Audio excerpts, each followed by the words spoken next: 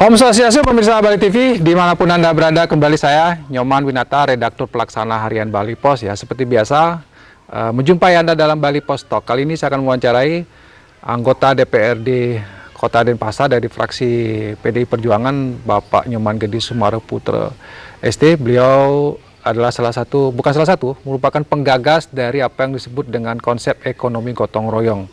Tapi di belakangnya ada Bli Mangdi. Tentu ada kekhususan dalam hal ini. Saya tertarik untuk mengangkat topik ini karena ada kata ekonomi dan ada gotong royong di situ. Dan ini sudah diimplementasikan rencana-rencana ini dalam realita beberapa usaha yang sedang dirancang. Tapi kita ingin menggali dulu sebenarnya konsep ekonomi gotong royong itu seperti apa. Kita sapa dulu narasumber kita, Om Swastiastu. Om Swastiastu. Bli Mangdi. Ya, siap. Sukanya atau lebih akrab dipanggil Bli Mangdi gitu ya. Ya.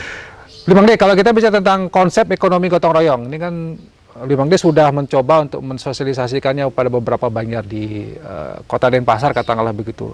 Sebenarnya apa yang dimaksud dengan ekonomi gotong royong ini? Silakan. Suksemo, terima kasih atas waktunya. Pertama-tama kalau kita lihat dari segi konsonan katanya itu kan ada ekonomi dan gotong royong. Seperti yang kita ketahui bersama bahwa gotong royong itu adalah konsep adiluhung yang dimiliki oleh leluhur kita yang mungkin sudah berjalan sekian tahun, puluhan tahun bahkan. Dan kita ketahui bersama bahwa gotong royong itu menjadi tulang punggung mungkin ketika kita merebut kemerdekaan. Bagaimana Bung Karno menggerakkan pemuda pada waktu itu dengan konsep gotong royong ini. Dan tidak juga kalah pentingnya kami di PDI Perjuangan lewat Ibu Ketua Umum, Ibu Megawati Soekarno Putri juga selalu mengharapkan kepada setiap kader, kepada setiap elit di di PDI Perjuangan untuk selalu bergerak secara bergotong royong untuk bagaimana caranya membantu masyarakat, membangun di satu kota atau kabupaten gitu kan. Dan terakhir yang tiang dengar, yang tiang kutip dari pidato dari Bapak Presiden Jokowi pada waktu Rakernas kemarin bahwa Indonesia itu akan lebih cepat maju dalam proses pembangunan itu dengan ya gotong royong ini.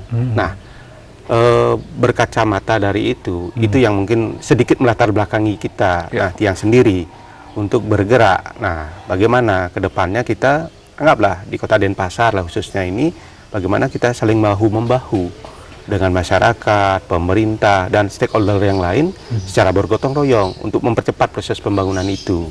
Dan tadi ditanya, nah apa sih kaitannya dengan ekonomi gotong royong itu? Nah, kan itu yang menariknya kan di sana ya. Apa Jadi itu? kalau kita melihat sih ke depan itu seperti yang Tiang katakan tadi, bahwa satu sisi kita memerlukan beberapa sumber daya. Salah satunya mungkin modal kan itu ya.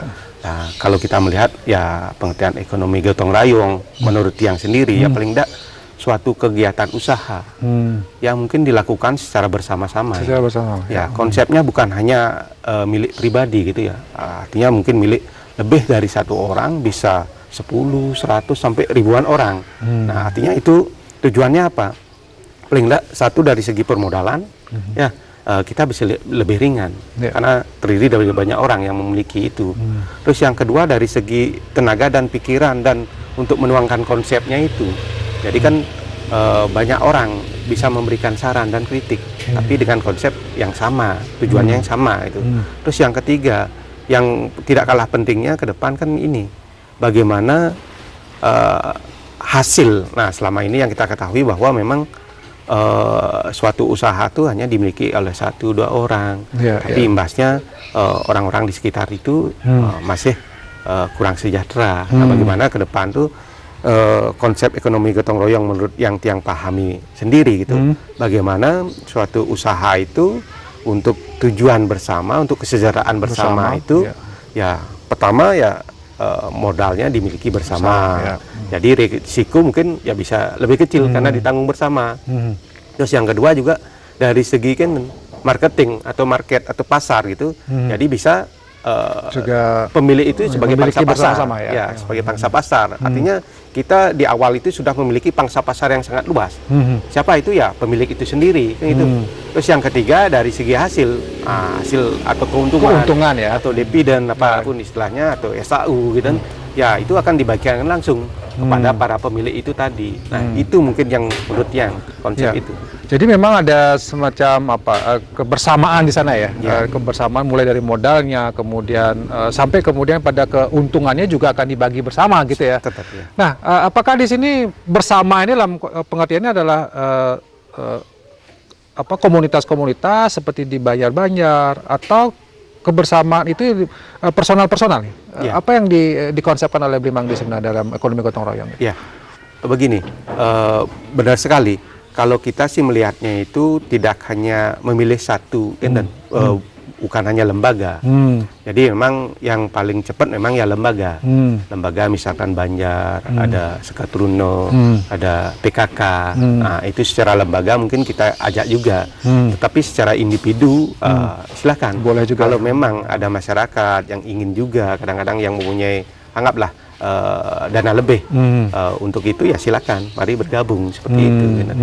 Ya. Jadi bisa personal, bisa juga lembaga gitu ya, untuk bersama-sama memiliki usaha ini gitu ya. Nah, tapi apa kemudian yang Blimangdi sudah upayakan untuk diwujudkan bentuk usahanya, katakanlah begitu, apa yang itu kan ada banyak ragam usaha yang mungkin menarik potensi, tapi yang sudah dalam koridor akan diwujudkan apa ini Blimangdi? Yang pertama yang sudah kita wujudkan, satu dalam bidang pendidikan mungkin, khususnya bidang pendidikan informal. Kita sendiri sudah bikin yang namanya les bahasa Inggris ya, namanya mungkin Tebome English. Tebome English ya, itu pertama. Tebome English ya, dari segi katanya mungkin sudah dipahami bahwa konsepnya ditebel. Ya, ditebel ya di belakang rumah, atau istilah bahasa Inggrisnya mungkin backyard ya. Backyard. Itu. Nah, itu konsepnya juga sama dengan konsep gotong royong. Jadi begini, ketika orang yang sudah punya mungkin bisa membantu orang yang belum punya. Orang yang mungkin anak-anaknya lebih pintar, ketika kita ajak di sini bergabung, nanti bisa membantu sharing dia dengan anak-anak yang belum bisa lah, belum paham tentang bahasa Inggris itu sendiri. Itu satu. Jadi di bidang pendidikan informal ya, informal, gitu ya. Tebome English gitu ya. Tebome English. Jadi kursus bahasa Inggris ya. Kursus bahasa Inggris. Terus yang kedua nanti kita lakukan adalah bikin warung lah gitu ya. Warung. Kenapa warung? Mungkin ini siapapun bisa membuat warung ini, dari kalangan apapun ya. Orang kita tidak melihat itu apapun pendidikannya, yang rasa pasti bisa bikin warung. Karena itu sudah mungkin bisnis yang paling gampang seperti itu. Nah, itu nanti ke depan juga konsep warung gotong royong yang kita bikin ya seperti itu. Kepemilikan saham lah istilahnya itu, bukan hanya milik tiang pribadi, mungkin bukan hanya milik istilah bukan milik satu orang, dua orang, tapi kalau memang di satu desa itu bisa dan memiliki warung itu, kenapa tidak? Itu. Jadi bentuknya bisa macam-macam, menjadi jasa, misalnya jadi pendidikan. Ada warung juga, ini kan bentuk menjual barang dan jasa, barang ya nanti apakah itu nanti warung yang menjual produk-produk UMKM dan lain sebagainya gitu ya, rencananya yang akan diwujudkan. Dan kalau kita bicara tentang bagaimana mengimplementasikan itu gitu ya, tentu untuk memberikan pemahaman kepada masyarakat, kepada lingkungan sekitar kan tidak semudah yang kita bayangkan. Dan Blimangdi saya kira sudah cukup selama ini sudah berjalan lah, katakan begitu. Bagaimana respon, mungkin tanggapan dari masyarakat ketika ditawarkan konsep ekonomi gotong royong ala Blimangdi? Ya, betul. Karena ini istilahnya mungkin, padahal istilahnya sudah lama ya. Cuman kadang-kadang baru kita sampaikan, jadi masyarakat ada masih yang sedikit pro kontra, atau masih sedikit apatis mungkin terhadap ini, betul nggak, benar nggak. Nah, ini tantangan bagi kita, bagi tiang sendiri gitu kan. Bagaimana ke depan itu paling tidak masyarakat tuh lebih tahu tentang ini. Ya, beberapa hal sudah kita lakukan, baik itu di media sosial, kita gencar juga lakukan sosialisasi, dan sampai kita turun juga ke Banjar-Banjar untuk paling tidak mensosialisasikan ini. Kenapa? Paling tidak ketika kita turun itu, masyarakat tuh ingin tahu lebih banyak tuh bagaimana, konsepnya apa gitu loh, bener nggak seperti ini, apa sih risikonya di sana. Setelah kita turun beberapa Banjar gitu kan, artinya respon masyarakat sangat bagus sekali, karena dia merasakan, oh dengan dana yang sedikit kita bisa memiliki suatu usaha kan gitu ya. Nah, itu yang kita lakukan. Jadi ada usaha-usaha yang modalnya gitu ya. Kemudian implementasi lagi lebih detail kepada apakah ini dalam bagaimana sebuah lembaga misalnya Banjar, Seketruno atau Ibu PKK atau pribadi mungkin yang ingin ya ikut di sana gitu. Apa bentuk kepemilikan yang bisa mereka pegang, katakanlah apakah dalam bentuk saham atau dalam bentuk apa? Ya, oke. Ya, kalau memang ada yang tertarik ya dan yang sudah invest beberapa memang beberapa Banjar, ada pihak apa namanya itu?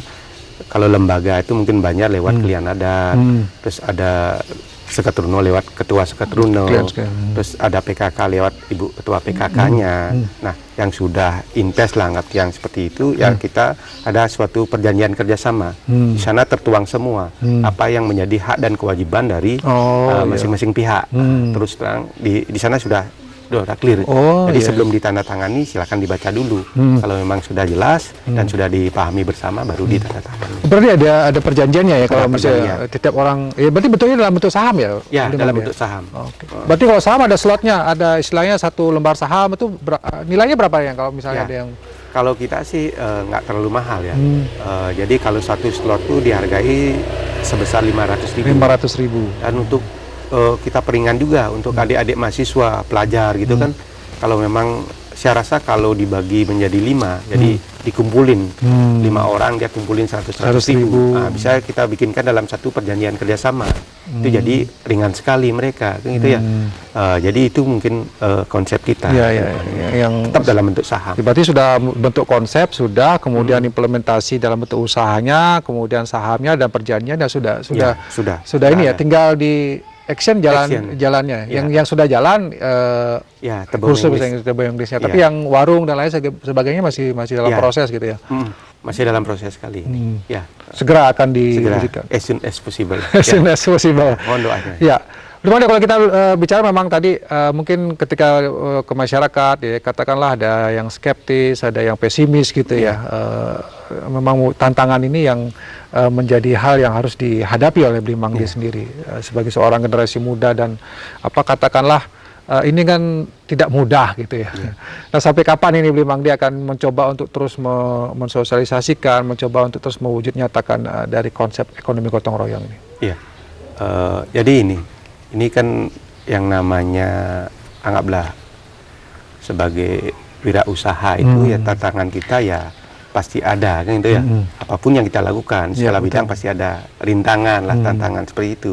Tapi disinilah kita dituntut untuk bagaimana kreativitas kita dituntut di sana dan selalu mempunyai inovasi untuk anggaplah ini ada tantangan, ada skeptis masih masyarakat terhadap ini, bagaimana kita meyakinkan. Salah satu caranya ya kita harus yakin sendiri dulu. Jangan sampai kita tidak yakin bagaimana dengan masyarakat yang kita ajak gitu. Dia sudah mengalami beberapa usaha yang kita lakukan dengan konsep gotong royong ini. Nah, Astungkaro memang sudah berjalan. Ya, artinya di sana karena apa? Ya kita jujur aja sama masyarakat gitu kan. Apapun yang kita lakukan ya di awal sudah tertera. Oh ini yang harus kita, ini kalau memang ada ya bilang ada, kalau memang tidak ya bilang tidak, itu aja.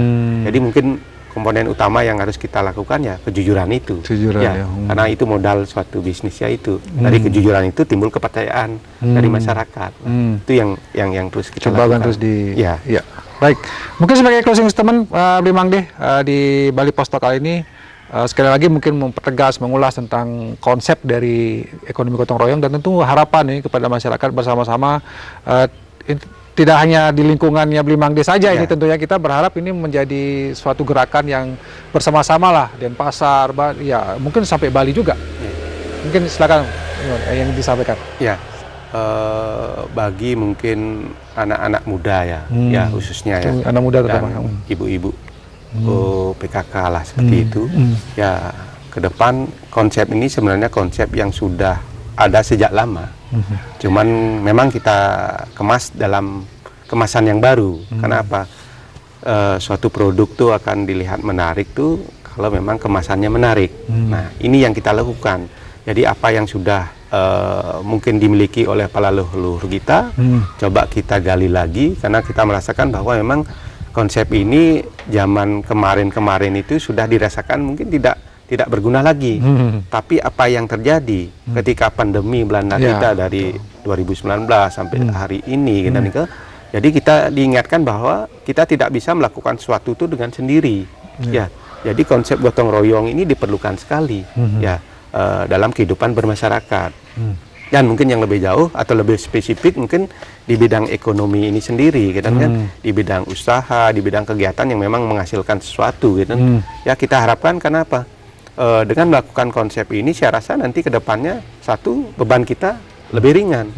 Apa yang menjadi tujuan kita, apa keinginan kita, misalkan satu anak muda yang baru tamat nih, contohnya yang baru tamat kuliah ataupun yang masih kuliah ataupun yang baru tamat SMA, karena tidak anggaplah kalau sekarang ini mungkin lapangan kerja masih terbatas, artinya bisa membuka peluang usaha. Ya dia kumpul dengan teman-temannya, ayo daganglah PC tali atau kita punya PC 100.000, usaha apa yang kita bisa bikinkan.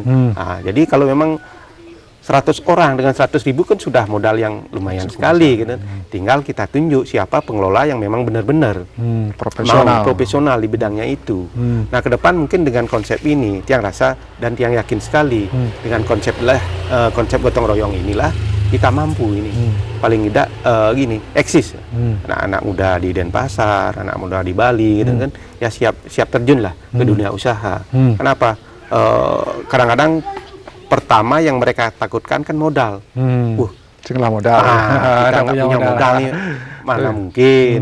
Masa bikin usaha tanpa modal, kan ada yang seperti itu. Padahal dia nggak melihat bahwa teman itu kan modal juga. Mungkin dengan teman, yang punya tenaga dan pikiran atau konsep, dia berikan konsepnya.